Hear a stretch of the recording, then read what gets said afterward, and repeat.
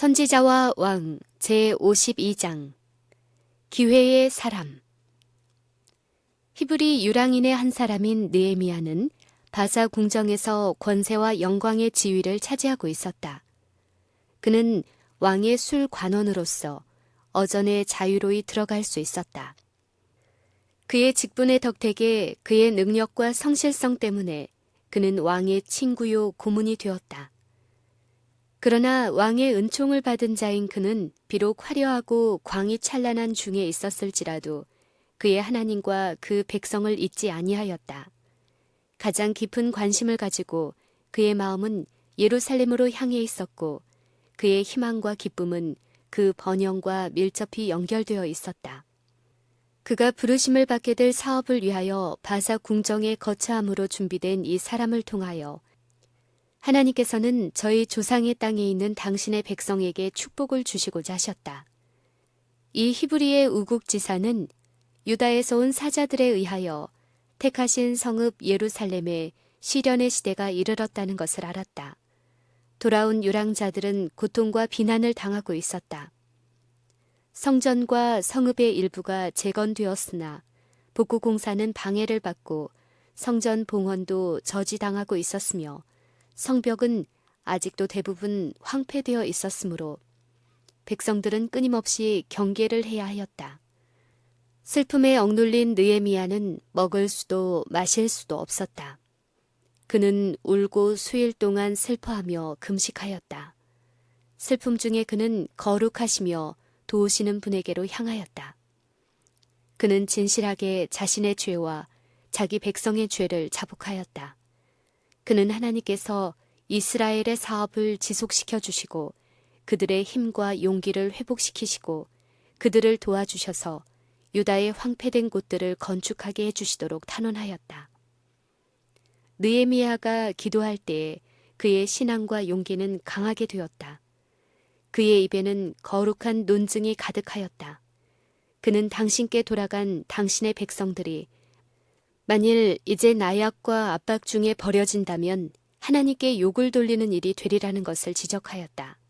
그리고 그는 당신의 언약을 성취시켜 주시기를 주께 간구하였다. 너희가 만일 나에게 돌아와 내 계명을 지키고 그를 행하면 비록 너희가 하늘 저 끝에서 추방당하였다 할지라도 나는 그들을 거기서 모아 내 이름을 거기 두려고 택한 곳으로 그를 데려오리라. 이 언약은 그들이 가나안에 들어가기 전에 모세를 통하여 이스라엘에게 주셨고 여러 세기 동안에도 변경되지 아니하였다. 하나님의 백성들이 이제 회개와 믿음으로 당신께 돌아왔으니 당신의 언약은 실패하지 아니할 것이다. 느헤미야는 때때로 그의 백성을 위하여 그의 심령을 토로하였다. 그러나 이제 그가 기도할 때에는 한 거룩한 목적이 그 마음 가운데 형성되었다.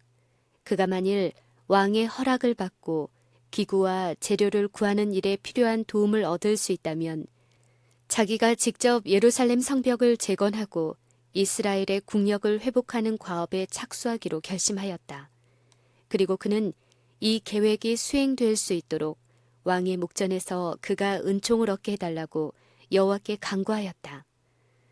느헤미야는 오늘날 종으로 형통하여 이 사람 앞에서 은혜를 입게 하옵소서라고 하였다.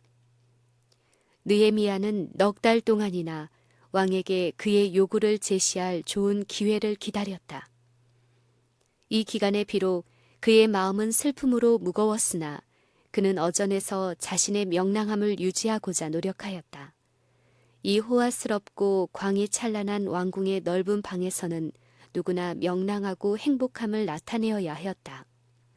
왕의 어느 시신의 얼굴에도 고통의 그림자가 없어야 했다. 그러나 느헤미야가 물러가 있는 동안 인간의 안목에서는 숨기었으나 하나님과 천사들은 많은 기도와 자복과 눈물을 듣고 볼 수 있었다. 마침내 애국자의 마음을 번뇌케 하는 슬픔은 그 이상 감출 수 없었다. 잠 못 이루는 밤, 근심에 가득 찬 낮 동안 그의 얼굴에는 그 흔적이 나타났다. 자신의 안전에 대하여 마음을 쓰고 있는 왕은 얼굴을 자세히 보고 변장을 알아차리는 데 익숙해 있었고 따라서 그의 술 관원을 괴롭히고 있는 어떤 은밀한 근심이 있음을 알았다. 왕은 묻기를 내가 병이 없거늘 어찌하여 얼굴에 수색이 있느냐. 이는 필연 내 마음에 근심이 있음이로다. 라고 하였다. 그 질문은 느헤미야에게 불안감을 주었다. 겉으로는 그를 섬기는 일에 종사하면서도 궁신의 생각은 그의 고통당하는 백성에게 쏠렸었다는 것을 듣고 왕은 분노하지나 아니할까? 그의 생명을 빼앗지나 아니할까? 예루살렘의 힘을 회복시키고자 그의 마음속에 품은 계획, 이것이 무너지려 하지 않는가? 그때 내가 크게 두려워하였다고 그는 기록한다. 떨리는 입술과 눈물이 어린 눈으로 그는 자기의 슬픔의 원인을 나타내었다. 그는 왕은 만세수를 하옵소서. 나의 10조의 묘실 있는 성읍이 이제까지 황무하고 성문이 소화되었사오니 내가 어찌 얼굴에 수색이 없사오리이까? 라고 대답하였다. 예루살렘의 상태에 관한 자세한 설명은 그의 편견을 일으키지 아니하고 군주의 동정심을 일깨웠다.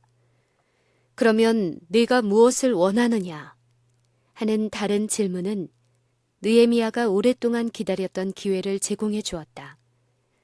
그러나 하나님의 사람은 아닥사스다보다 더 높으신 분의 지도를 구하기까지는 감히 대답을 하고자 아니하였다. 그는 그가 왕에게 도움을 요구한 바 성취해야 할 성스러운 임무를 띠고 있으며 또한 왕의 승인과 도움을 얻을 수 있는 것은 그가 문제를 제시하는 방법 여하에 따라 크게 좌우된다고 하는 사실을 깨달았다. 그는 말하기를 하늘의 하나님께 묵도하였다고 하였다. 그 짧은 기도 가운데 느헤미야는 만왕의 왕 앞에 나아가 마치 강물을 돌리는 것처럼 마음을 돌릴 수 있는 한 능력을 얻었다. 위급한 때에 느헤미야가 기도한 것처럼 기도하는 것은 다른 형태로 기도하기가 불가능한 환경 아래서 그리스도인이 구할 수 있는 기지이다. 곤란에 쌓여 거의 압도된 생애의 분주한 걸음 중에서도 일꾼들은 하나님의 지도를 받기 위하여 하나님께 탄원할 수 있다. 해로와 육로로 여행하는 사람들이 어떤 큰 위험을 당했을 때 이와 같이 자신들을 하늘의 보호에 의탁할 수 있다. 돌연한 곤란이나 위험을 당했을 때 당신의 충실한 신자들이 당신을 부를 때 언제든지 저희를 도우러 오시겠다고 친히 약속하신 하나님께 마음으로 도움을 부르짖을 수 있다. 어떤 환경이나 어떤 상태 아래서도 슬픔이나 근심이나 맹렬히 엄습해오는 시험으로 억눌린 영혼이 언약을 지키시는 하나님의 끊임없는 사랑과 능력 안에서 확신과 지지와 구조를 찾을 수 있다. 만왕의 왕께 그 짧은 순간의 기도를 드린 느헤미야는 용기를 내어 한동안 왕궁의 임무에서 노임을 얻고 싶다는 자기의 소원을 아닥사스다에게 고하고 예루살렘의 황폐된 곳들을 재건하여 다시 한번 예루살렘을 강하고 방비된 성읍으로 만들 수 있는 권위를 간구하였다. 유대 민족에게 미칠 중대한 결과가 이 요구에 달려 있었다. 느헤미야는 내 하나님의 선한 손이 나를 도우심으로 왕이 허락하였다고 말했다. 그가 간구한 도움을 얻은 느헤미야는 신중히 앞을 내다보면서 사업의 성공을 보장할 수 있는 필요되는 준비를 계속하였다. 그는 그 일을 성취하기 위해 대단히 조심했다.